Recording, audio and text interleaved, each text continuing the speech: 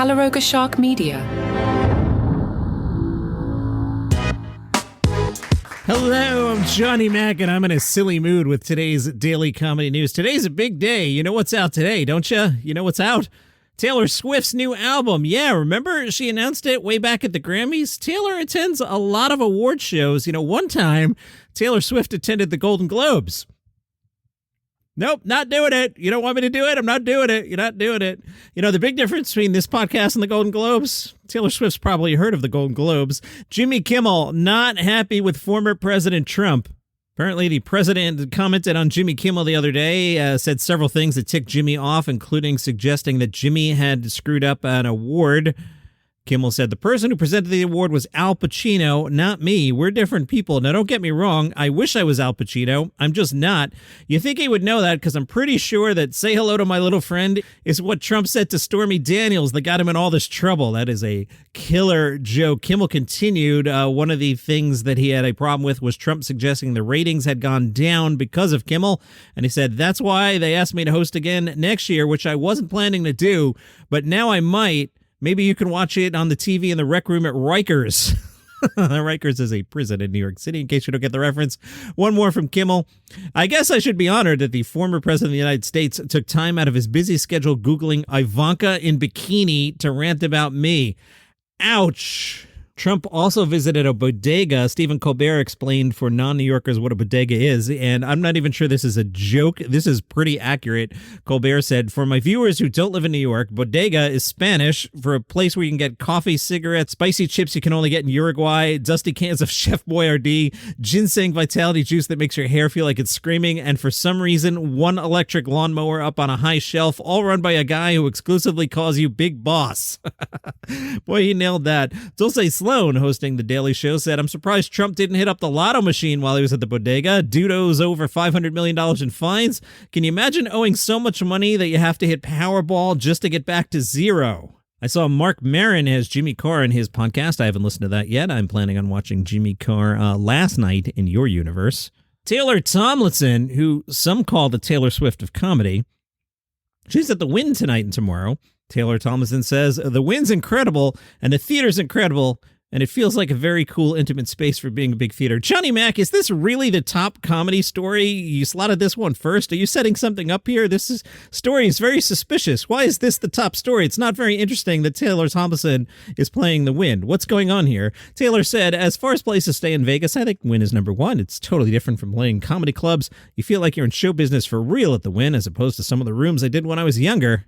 She talked about her new television show After Midnight, said, it's been everything I wanted it to be. Honestly, I just wanted to work with all these people and grow through the process, learn some new skills. It's allowed me to meet a lot of comics I'd never met in person. And it's a really fun time because stand-ups don't usually get to play along and improvise with each other. You know, the big difference between Taylor Tomlinson playing the Wynn and the Golden Globes? At the Wynn, they have fewer camera shots of celebrities murdering her career over jokes. Joe Rogan had Neal Brennan on. I have to catch up on that as well. It'll be my usual pattern of Friday night and Saturday. I'll play video games and I'll put my phone on my chest and I'll listen to all these podcasts. Brennan revealed a sketch he wrote around Shane Gillis. He said, the week Shane got fired, whatever, unhired, I thought of a sketch and I was going to be in New York. I have sort of an open door policy at SNL where I could just write because I wrote there with Dave Chappelle. So I had a sketch idea.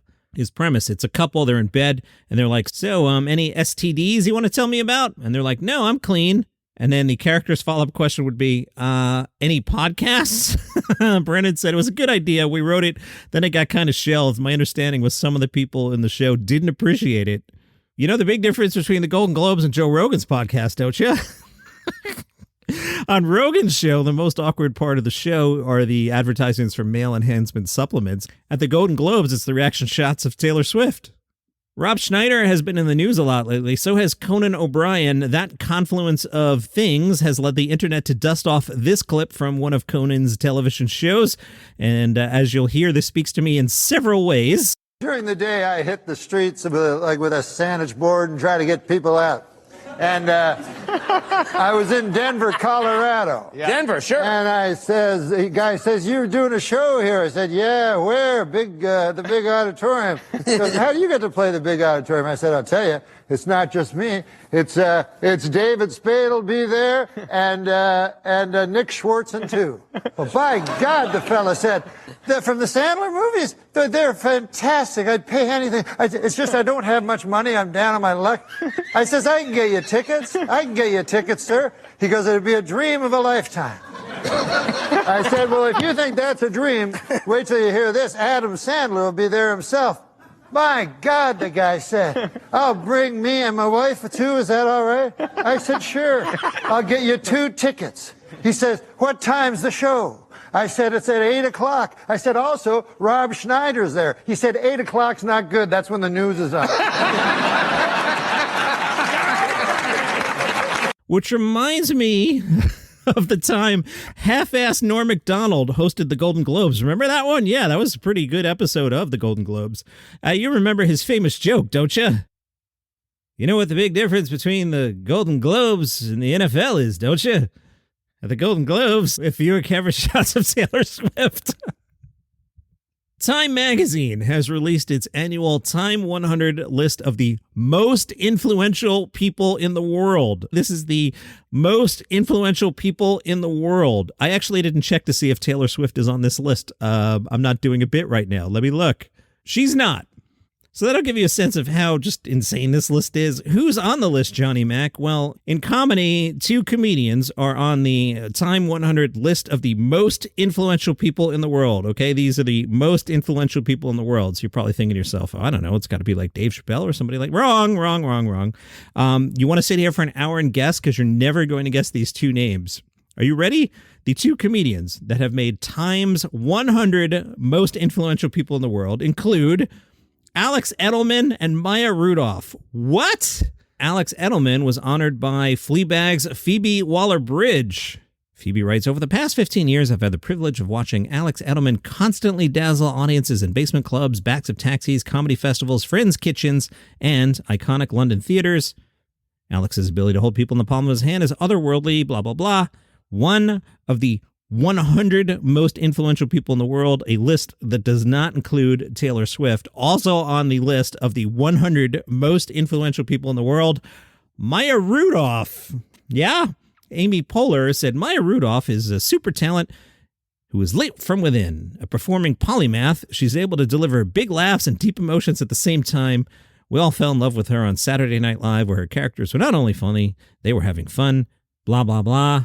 Times 100 most influential people in the world. Yeah. Apparently this Jon Stewart thing isn't working out the way everyone had hoped. Late Nighter tells us The Daily Show averaged 742,000 total viewers last Monday. That's up 11% from the week before. However, persons 18 to 49, a demo that I'm sadly not in anymore, only got 111,000 people, down 13% from the previous Monday, which means only us old people are watching Jon Stewart, and I'm not even watching it. I just don't think of it. I don't have Paramount Plus right now. Is it even on Paramount Plus? I guess it is, and I just don't use the DVR anymore. I just sit down and go, what's on Netflix? And I stare at whatever they put in front of me, like most people do these days. Let's take a look at the festivals. Johnny Mac, did you remember to preload the Melbourne Comedy Festival website? I actually did. Can you believe it? I actually did. And I promised you yesterday I'd play a bunch of clips, so here are a bunch of clips. Damian Powers' show is called Not So Funny Now, Is It? The Age gave it 4.5 stars, presumably out of 5, and said he's cooked up his best show in half a decade. Chortle said hilarious gut punches remain a marvel to behold. All right, high praise there. Let's listen. I'm dating again, and my mate's like, oh, dude, it's all about personality.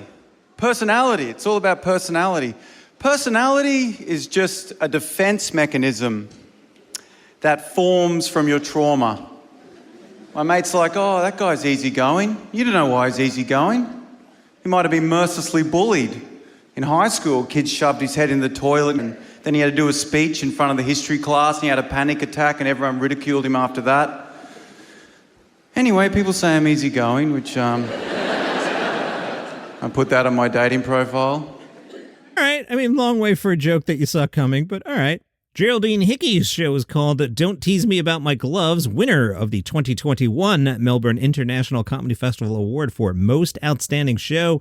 Time Out says Hickey is a master. 4 stars. The Age, no comment, but 5 stars. Let's listen. I've got arthritis, and it's fine. I'm on medication. I'm on meth. Anyone else on meth? Methotrexate, that's the one that I'm on. Methotrexate, that's the one that they use in chemotherapy, but I'm just microdosing. But before I started taking it, my doctor said, just so you know, you have to lower your alcohol intake when you take this, so you're only allowed to have 2 to 3 standard drinks a week. And I was like, oh, that's fine. Yeah, that's about what I have anyway, so yeah, no problem. Yeah, it wasn't until the next day that I was like, hang on a second, there's 7 days in a week. 2 to 3 standard drinks a week? I can't do. What if I stuff up when I have the 2 to 3? 2 to 3, I can't. Do you know what? You don't tell me what to do.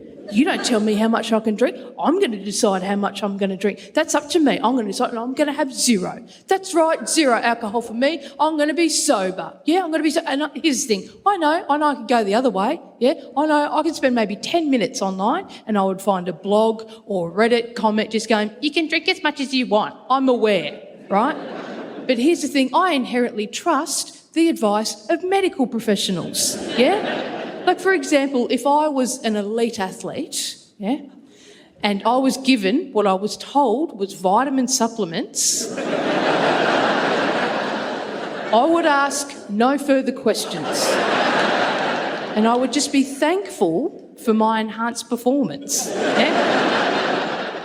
I like her a lot. She's Geraldine Hickey. Couple Mr. X in there. Well-crafted set. Very, very good. Louis Gornham's show is called Choosing the Wrong Story to Tell. Chortle gave it 4 stars and says it's a rich source of edgy jokes. Theater Travel says, a true artist. How could one man be so funny? I don't know. Let's listen. I'm deaf in my left ear, and when I was a kid, I never realised that headphones don't distribute equal parts of the song through each headphone. I thought it was the same, just 50% volume here, 50% there. But it's stereo sound. Different elements of the song come through each, different lyrics sometimes. I was just walking around listening to my iPod. Honestly, for the first 10 years of me hearing it, I only heard the high parts in Bohemian Rhapsody. And everyone was always like, yeah, it's the greatest song of all time. I'm like, yeah, but there's a lot of gaps. Like, it's very good in parts. But it's just weird how they just, Galileo, put something after that, surely. Very, very good, right? Yeah, I like him a lot. Louis Graham, Choosing the Wrong Story to Tell. We'll do one more. Nick Schiller's show is called Still Dry White. No one has reviewed this one. That doesn't mean it's not good. Let's find out. I found it's very easy to annoy people who think political correctness has gone too far. Like recently, I've been going to my local golf club, telling the members that they can't say handicap. They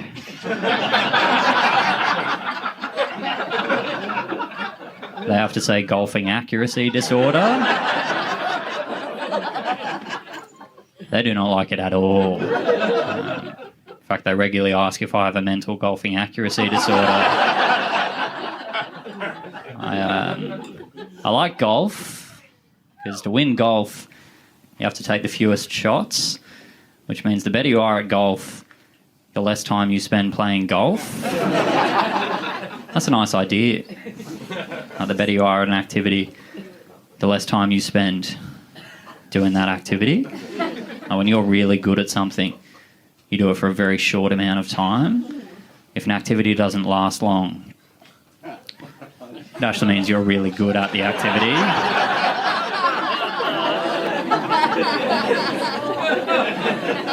The shorter the activity lasts, the better you are at the activity.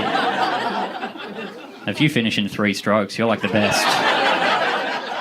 All right, he's not bad. That's Nick Schiller. I think the writing is better than the delivery. In another universe, I'd love to see that material delivered by Mitch Hedberg or, say, Dimitri Martin. But that's Nick Schiller. If you're in Dubai, Mo Gilligan, that'll be a good show. Spencer and Vogue, I'm not familiar with them. Let me click. The couple welcomes you in for a hilarious evening, which is the curtain on their lives from Spencer's obsession with James Blunt to their shared competitiveness that has been the basis of their relationship since they met on The Jump. Somebody in the UK or something is like, how do you not know who Spencer and Vogue is? I don't know who they are.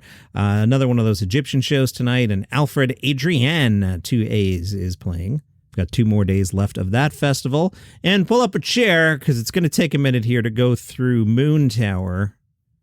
Maybe I'll speed this up a little bit from what I did yesterday. Friday night at Moon Tower, going to be a big show.